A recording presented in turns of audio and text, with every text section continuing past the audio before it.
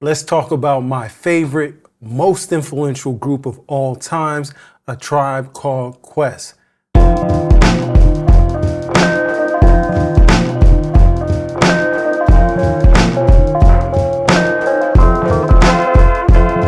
my opinion, A Tribe pioneered everything jazz, rap, hip hop, from lo-fi and beyond, what have you.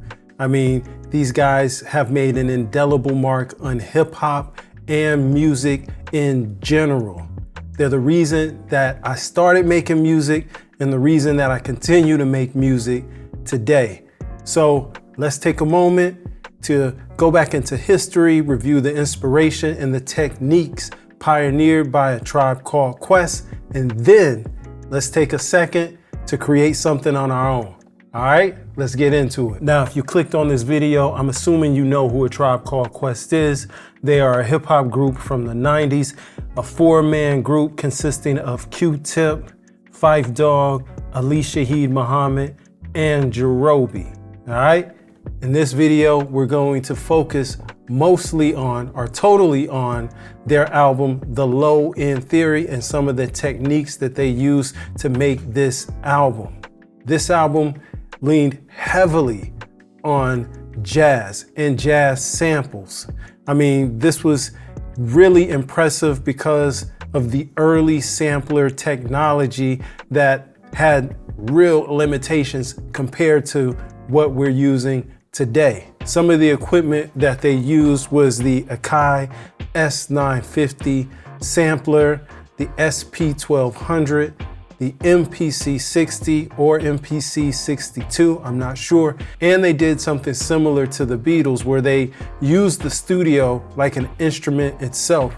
And with that being said, we have to actually talk about the honorary 5th member of A Tribe Called Quest, Bob Power, who helped usher in a new sound and actually help them to get their desired sound. Some of the techniques that they ushered in were looping, where they just took a sample and looped it around, chopping, where they took that sample and maybe chopped it up, rearranged it, or played it back at different speeds and whatnot. They also ushered in layering, especially layering from multiple songs and putting things together that may not have been right to put together, which caused like a rub or a blend of the two. And in order to do that, they had to use their ear a lot, you know, just to do the pitch matching. And then after that, they had to filter out so they could get the sample right in the frequency range that they wanted to use inside of their track. Like I said, we're gonna try to make something of our own today. So I pulled up a sampler. My sampler of choice is Serato sample. However, when I pulled it up, I realized this is overpowered for, you know, staying true to the techniques and the technology that A Tribe Called Quest have. I mean, when you think about some of the things that Serato sample does, and we probably kind of take it for granted, like it lets you know the BPM, it lets you know the pitch of the sample. It also can provide stem separation. I mean, those guys would have killed for this. So in order to keep it true to what was available to A Tribe Called Quest during that time, what we're gonna do is we're gonna use Battery. Battery is like an awesome tool. However, it pulls back some of the modern technology that we currently have and just strips it down to the basics. So that's gonna be a good start that we work with. I'm also going to use, like I said, they use the studio as a tool, and a lot of that could be attributed to the board that Bob Power was using. They used the Neve 8068. So I'm going to use a plugin that kind of is the equivalent of that. Now, knowing the technology is one thing. The other thing is actually having the ear to source the material that you want to use to create your new beat. So like I said, the Low End Theory leaned heavy on jazz. So what I did is I looked for some type of jazz record that I could use that would be in the similar vein to what they would have used back then. So what we're gonna look at is Curtis Fuller in the album Smoking. The year that this was released was 1972. Now, let me tell you a little something about Curtis Fuller, all right? Curtis played with Art Blakey and the Jazz Messengers in the 60s. Art Blakey and the Jazz Messengers song, Chant for Boo, was released in 1973 and famously sampled for A Tribe Called Quest Excursions, which is the opening track for the Low End Theory. And the bassist that was sampled in Excursion, Mickey Bass, also played on Curtis Fuller on this album, Smoking. Matter of fact, let me just show some love to all of the players on Smoking. We had Curtis Fuller on trombone, Jimmy Heath on soprano saxophone, tenor saxophone. We had Bill Hardin on trumpet. We had Ted Dunbar on guitar. We had Cedar Walton on piano and electric piano. Like I said, Mickey Bass on bass and electronic bass. And to round it out, we had Billy Higgins on drums. Now, like I said earlier, a technique that A Tribe Called Quest used was layering, and not always using samples from the same song. They would use samples from multiple songs. So I'm gonna try to do the same today. I'm gonna take all my samples from this one album. However, they're gonna be from different songs on the album. All right, let's go ahead and see what I'm using here. From the song Sop City, I'm gonna take the bass. It happens around the 6 minute and 33 second part. Let me let you hear that right now. Then for the drums, I'm using the song People, Places, and Things.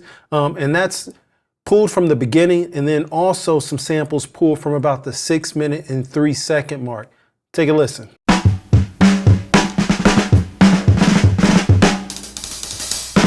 Next up, we need some keys and harmonic instruments. And for that, I went to the song Jack's Groove. And that's at the starting, 10, 15 seconds. That one was the easy one. I didn't have to really dig for that.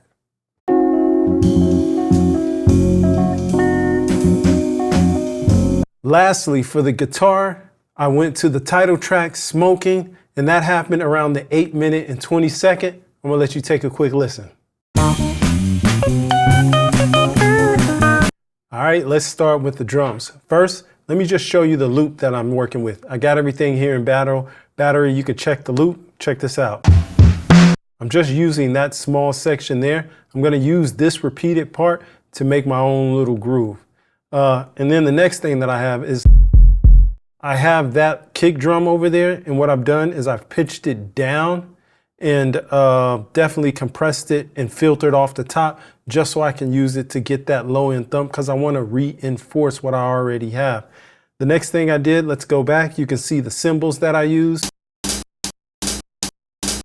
All right, and then in order to layer this to give it just a little extra punch and give me more control over how the drums are programmed, I chopped out a kick and a snare. That's the same one that we have, but I have it processed different, just filtered down, but I still have, not filtered down, pitched down, but I left the high end, and that's the snare that I wanted to choose. I took that snare, and I sent it out. Got a little reverb and whatnot on it. All right, I'm gonna start by programming in my own drum beat. I'm gonna set the quantize here, 16th notes, 70, no, I'm gonna go ahead and do this. I put in triplets, 16th note triplets.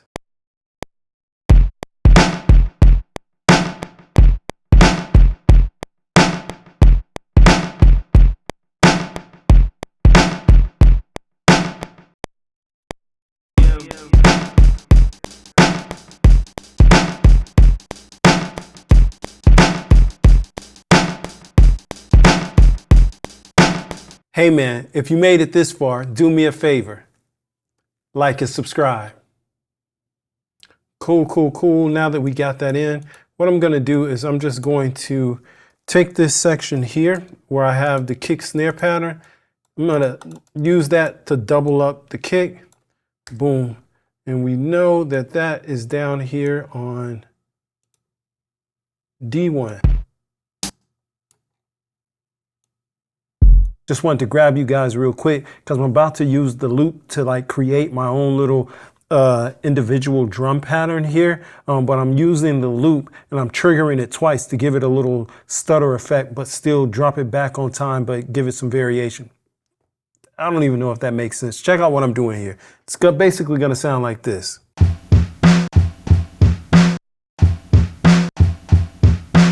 see how that gives it, instead of, it's taking just that one little phrase, but double triggering it to make the second half of the phrase sound like it's something different.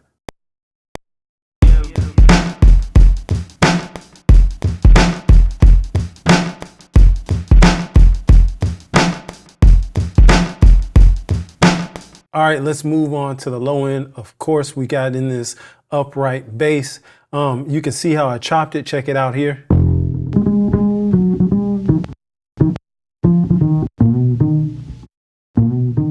All right, let's go back over here so I can tell you a little bit more about how I processed it.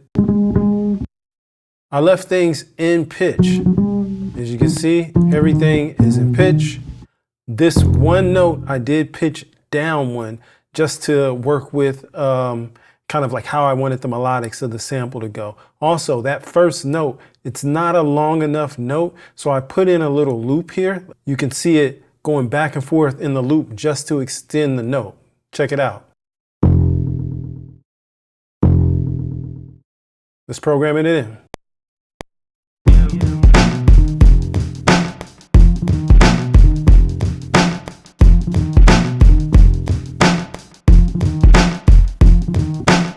Also forgot to tell you, for the bass, I'm using the Lindell 80, which is kind of like a mock representation of what the 8068 Neve console would have been like.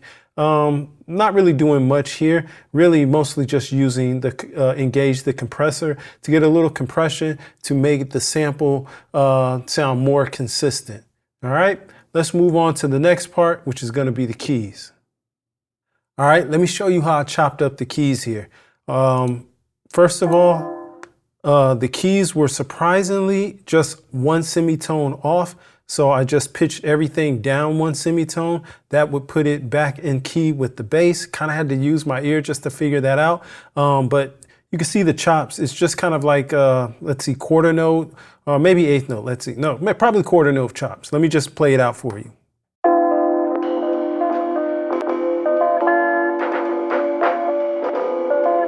Yeah, quarter note chops. And then, like I said, at the end, we have the entire sample here. Not the entire sample. At the end, we have some horns. But keep that in mind. We'll come back to the horns next. All right. Now let's just go ahead and program in these keys. Again, almost forgot. I'm using the studio as part of the sample creation. So again, pulled up the Lindell 80 channel. And let's see what I did here. Definitely pulled off some lows, pulled off some low mids. The compressor is engaged, and put in a little bit of the gate just to pull out any noise that may have been in there with any sources of silence. I think I don't need it.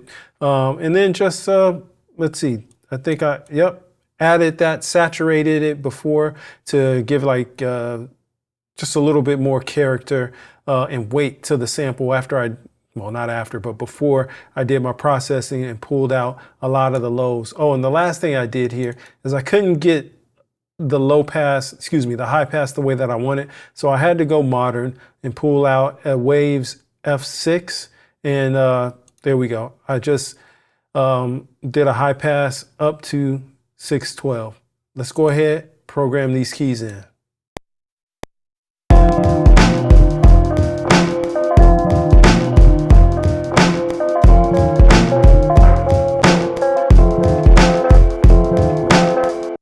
All right, like I said, I'm gonna get those horns in.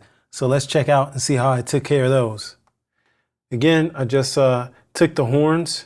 Let's see how I processed it. Did some filtering here. Boom, boom, boom. Yep, some more filtering. Let's see, did I have to, yep, everything's still pitched down, -1. And then processed it a little bit with the Lindell 80. Nothing there. All I did was turn on the gate to kind of close it down quick.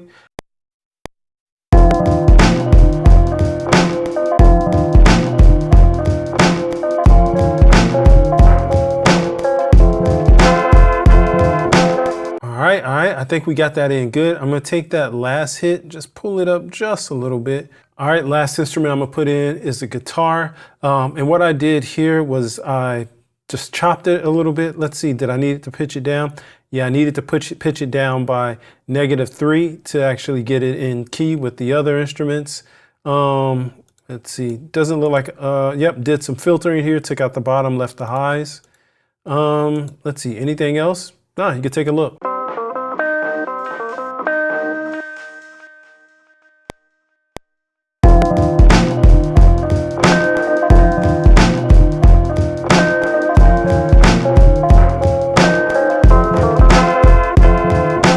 All right, cool. I think we got something to work.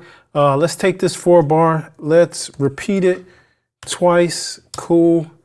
All right. For this section, I think I want to do just a little breakdown, get rid of my program drums and just leave the loop. There we go. So I'll take that and mute that. But then in this section, I think I want to just do a totally new melodic thing. Nothing crazy, just something to give it a little breakdown, a little variation. I'm going to put in a new bass pattern and then a new keys pattern.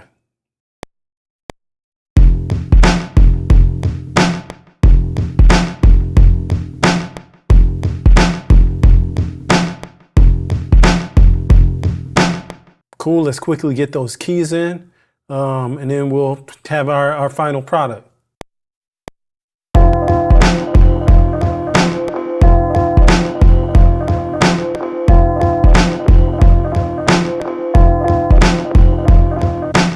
All right, I think we got something nice. I think we all can agree that A Tribe Called Quest and their production techniques then and now are still something very impressive. I mean, they were able to put something together, pioneering something new without a blueprint. The beat that we put together was cool, but we had a blueprint. They were doing it without one. So that's what makes it that much more special what they did. Now listen, I could wax poetic about A Tribe Called Quest, Q-Tip, and the Uma's production all day. But let's go ahead and play what we have here just so we can hear it all the way through. But I got one more thing that I want to talk to you about in regards to sampling. I'll play this. Don't go anywhere. We'll get to that last thing. Let's check it out.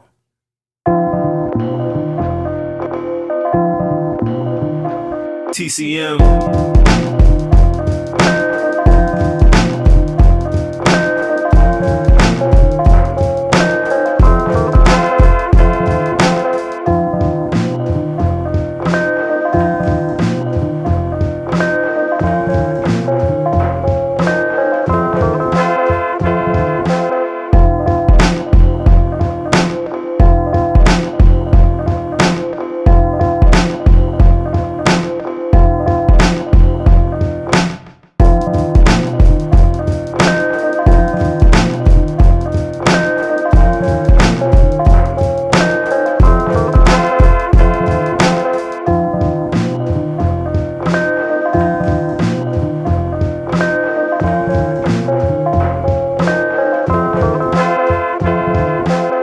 All right, man, thanks for making it back.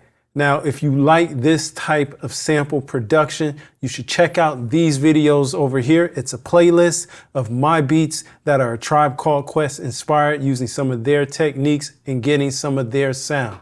Check it out.